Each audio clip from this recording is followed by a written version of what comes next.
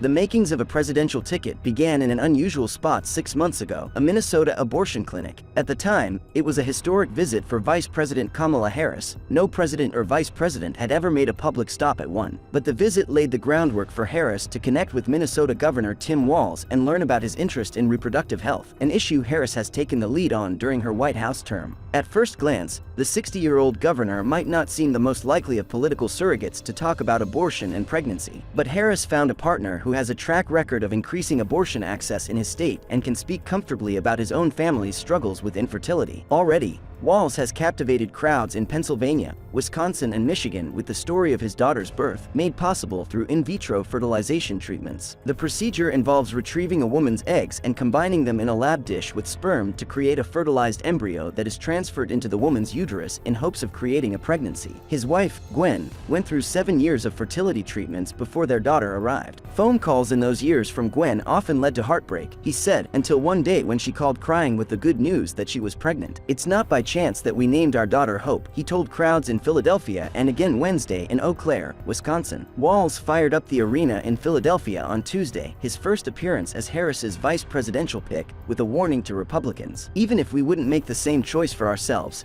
there's a golden rule. Mind your own damn business," Walz said to a crowd that roared in response. Harris smiled, clapping behind him. He added, "Look, that includes IVF. And this gets personal for me and family." Democrats have warned that access to birth control and fertility treatments could be on the line if Republicans win big in this election. The concern grew more frantic after an Alabama Supreme Court ruled in February that frozen embryos could be considered children, throwing fertility treatment for people in the state into question. Democrats and Republicans alike, including former President Donald Trump, condemned the ruling, although some conservatives have said they support it. Most Americans, around 6 in 10, favor protecting access to IVF, according to an AP NORC poll conducted in June. However, opinion is less developed on whether the destruction of embryos created through IVF should be banned. About 4 in 10 neither favor nor oppose a ban on the destruction of embryos created through IVF, while 1/3 are in favor and 1/4 are opposed. Walz's experience on reproductive issues isn't just personal. After the U.S. Supreme Court removed the constitutional right to an abortion, Walz signed a state law declaring that Minnesotans have a fundamental right